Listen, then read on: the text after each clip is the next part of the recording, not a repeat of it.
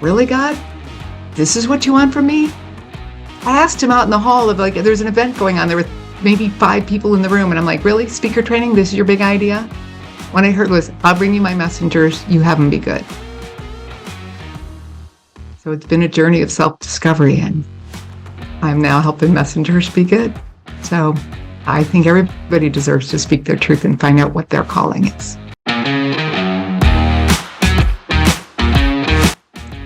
Welcome to another episode of WyzeCast, the show that elevates voices, shines the light, showcases the gifts of our heart-centered guests, and amplifies the positive differences they are making in the world.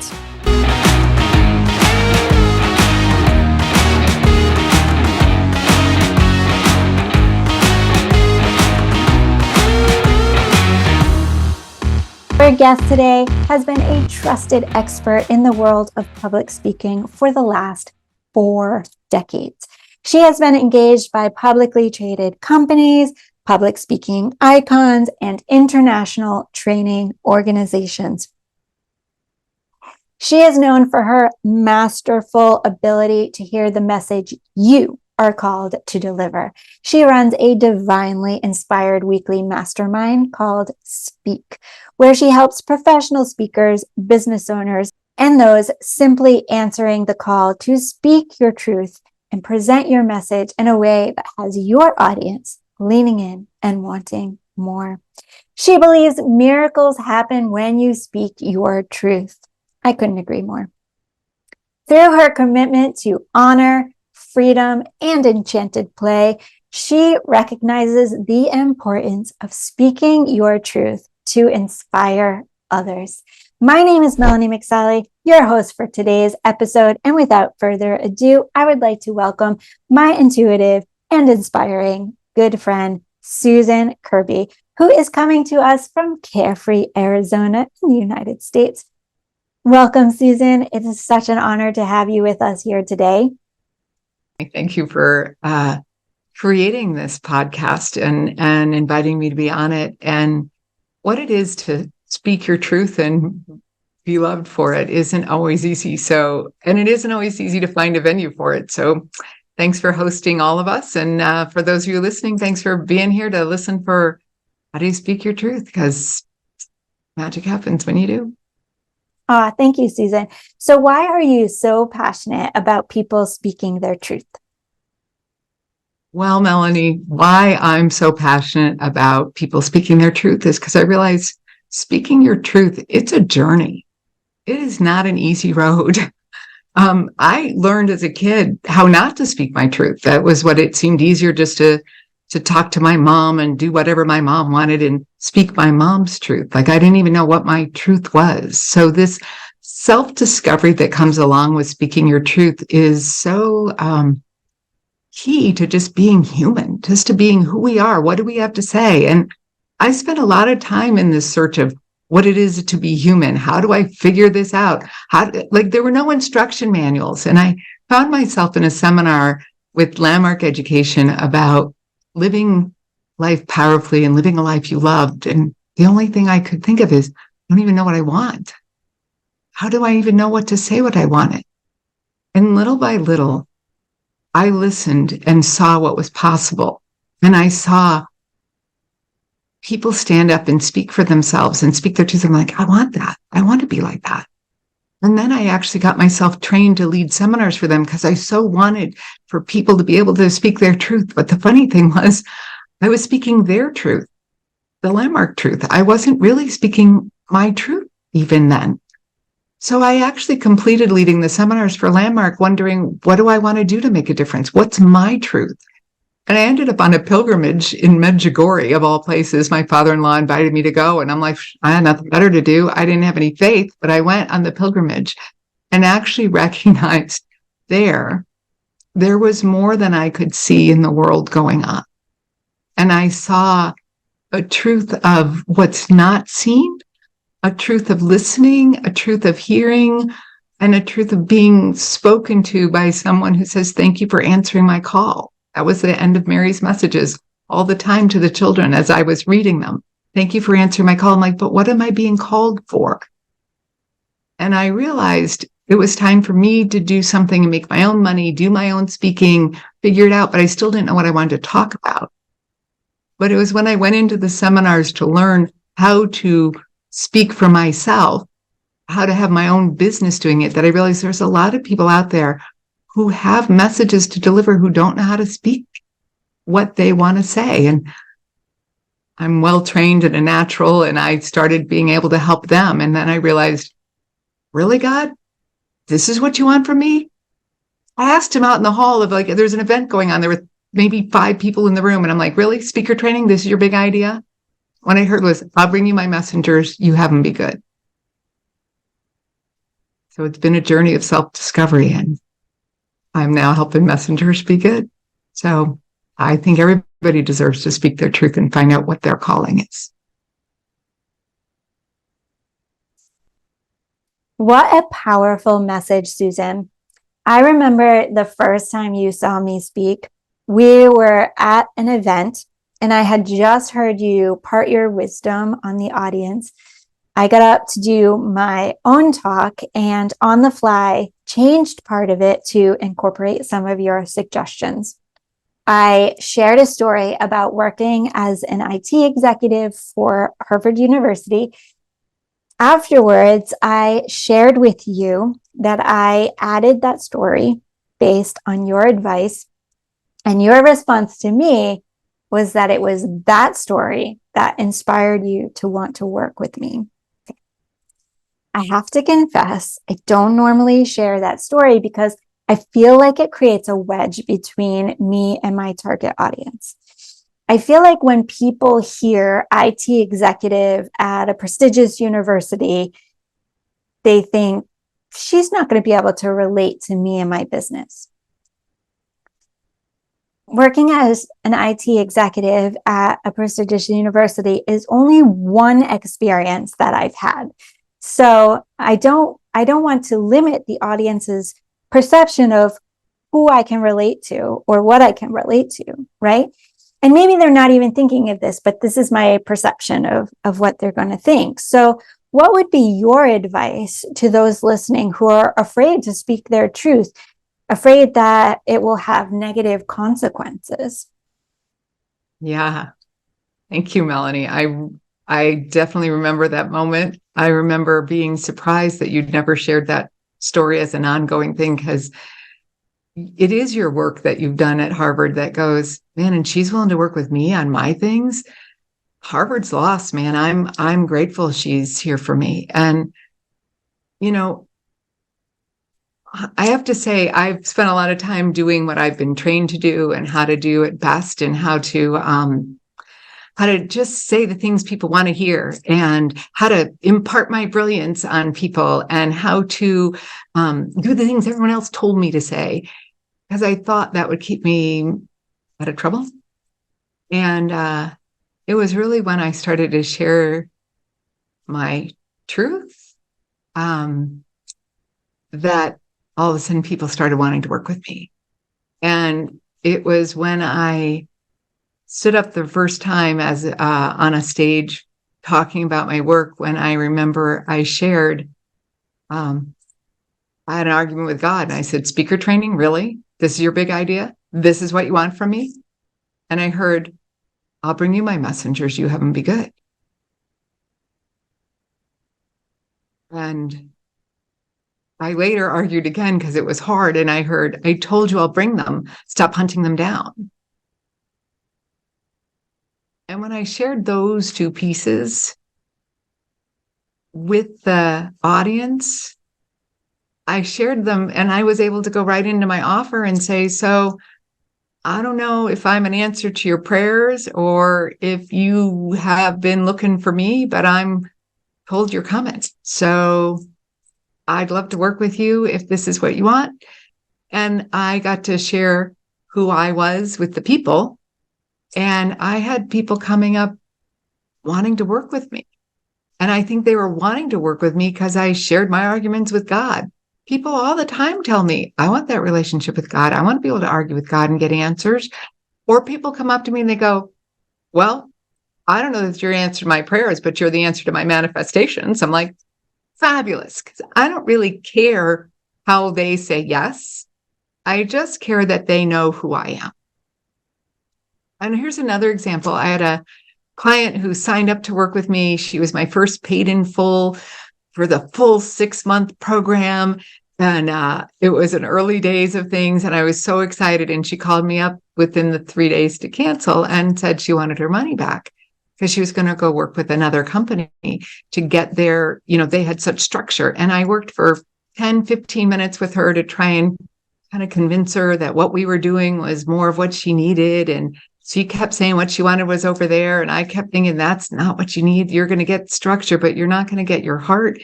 You're not going to get your soul's message. And I thought, Susan, let her go. Let her go.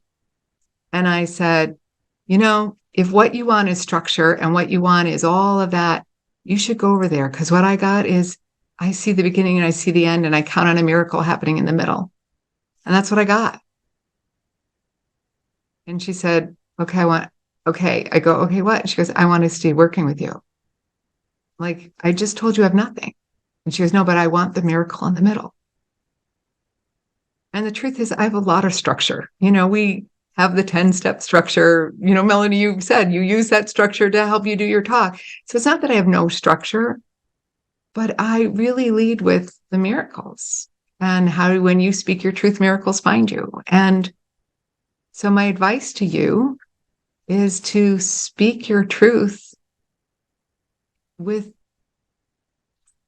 confidence and trust that if you were given this as your message to share how weird you are. It's all good. And share your accolades. I mean, Melanie wasn't sharing how weird she was. She was telling how awesome she was. And that's what had me want to work with her. So it's the both and. The things you think are weird or the things you think nobody wants to know that, or they're going to judge me. Just trust your people need to know who you are to find you. Yeah, I mean, clients are just another relationship you're embarking on, right? So what I love about what you shared there is that the right relationships do not take convincing. Any kind of relationship. All they require is for you to authentically share your truth.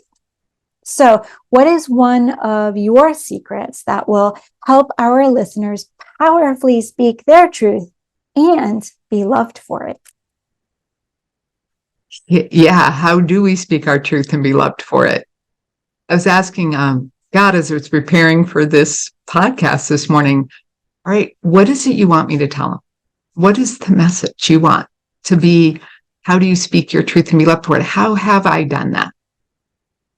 And what I was reminded of was the message I got in 2010 when I was at the Adoration Chapel in Medjugorje, a little town in Bosnia I shared about earlier. And I had gone back in 2010. I'd been there first in 2000, and I was on my knees, and I'm like, come on, I'm always so defensive, because that was what I really wanted to know the answer of. And what I heard from Christ was, please don't be your first line of defense. You be vulnerable. I'll keep you safe. What I could feel is, you can be vulnerable and you can be safe. And then I heard something about humble and grateful. And for the longest time, I thought that was kind of a non sequitur, kind of a add-on. But as I've been preparing for how do we speak our truth and be loved for it, I really got that that's the message for you. Be vulnerable. Be humble. Be grateful. When we're being vulnerable and in our softer selves, we can be heard. When we're humble, those bragging rights, all those things you hear in my bio and everybody else's bio, they kind of build us up, but it's like, yeah, yes, I did all that. And I'm blessed to be able to do this. I'm blessed to be able to help people speak your truth. I'm blessed that I've been through all the crap I've been through, that I get to help you speak your truth. I'm blessed for that. I can be blessed, humble, grateful, vulnerable, and you'll connect with me. I hope that's the intent. And I found it to be true. When we have compassion and we see, I've been there, I can help you with that, it's a whole different level of speaking your truth than look at me, look how great I am, I've done this all, I can help you. Whether it's you're talking to your boss, vulnerable, humble, grateful. I was talking to an insurance company who owed me a lot of money. And when I started out pissed off and they did me wrong, it wasn't going well. When I went back to the call, vulnerable, humble, and grateful. Now it takes something to get there. But when I was, the woman couldn't help me more. She was like, she gave me everything I needed to be able to get all I deserved.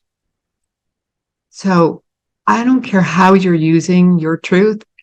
You approach it being vulnerable, humble, and grateful, and you'll be heard. Be vulnerable, be humble, be grateful.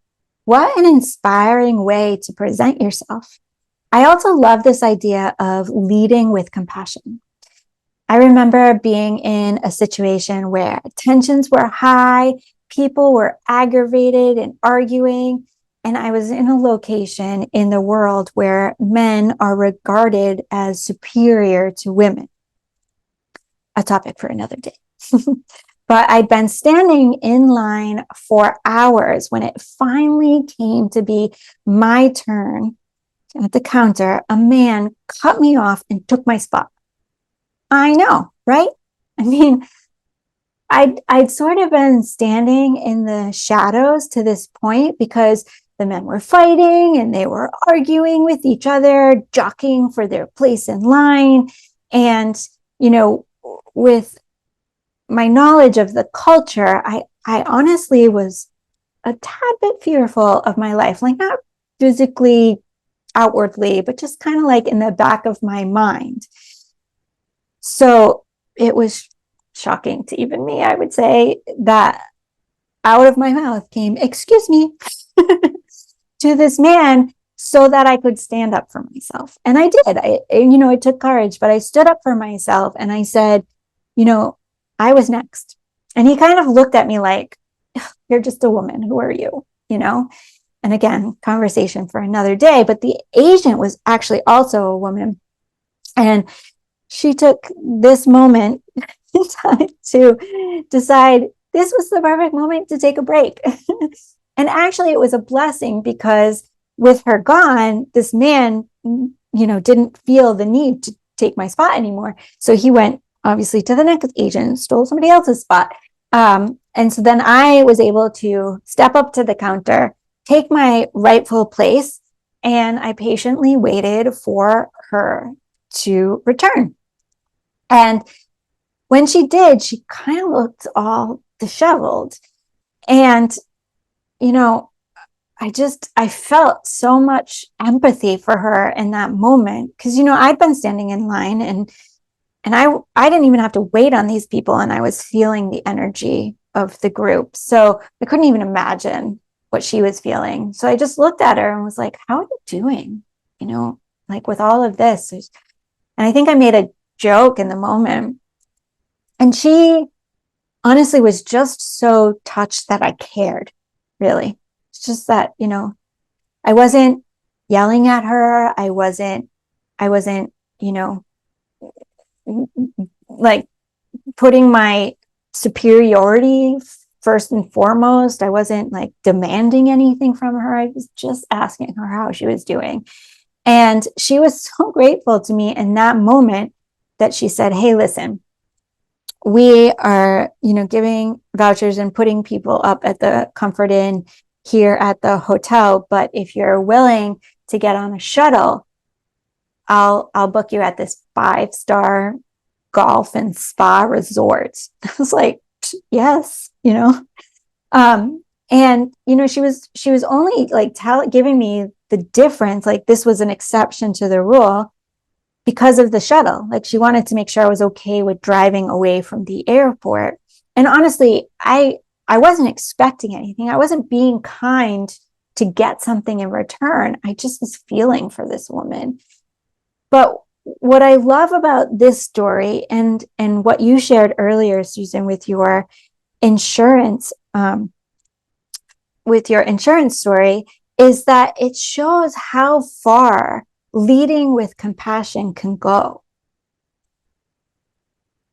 All right, Susan, I could talk to you for hours, and you've already given us so much wisdom. Do you have one last message that you would like to share with our audience? Here's the message I want to leave you with.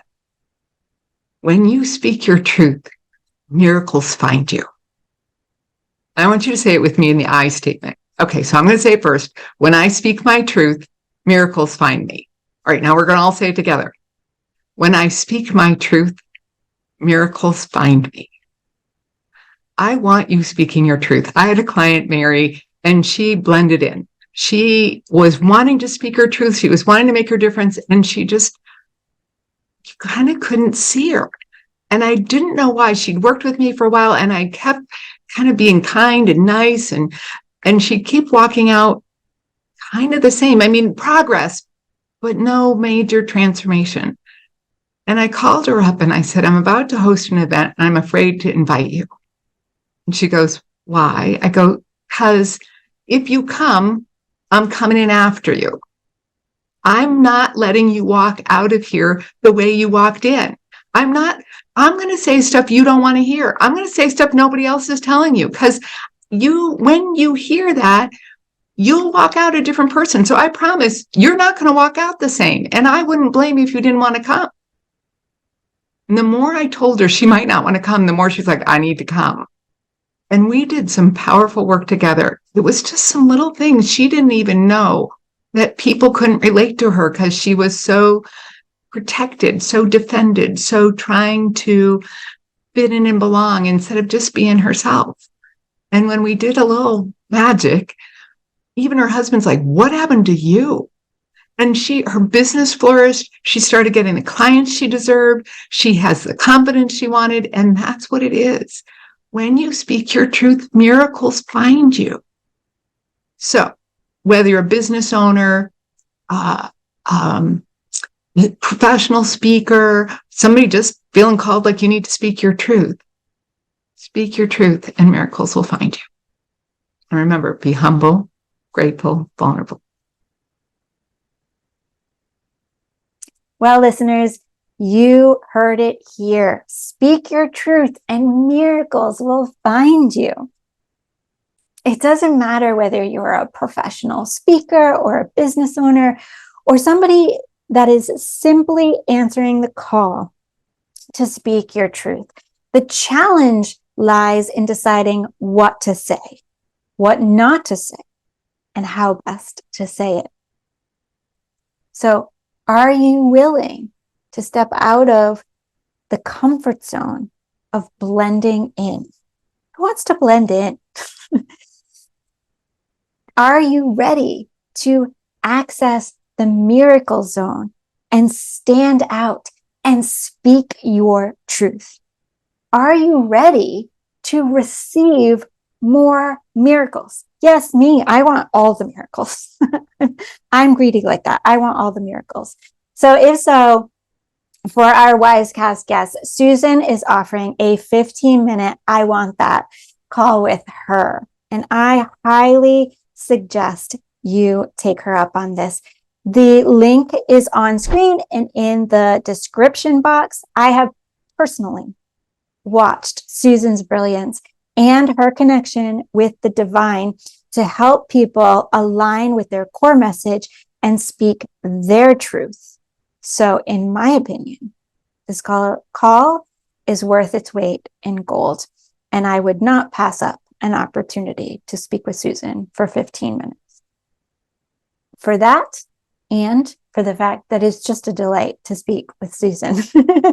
In general, she's a dear friend of mine. So thank you, Susan, for being my guest. It has been such a pleasure having you here today, watching you shine, seeing your vulnerability, and listening to you share your truth.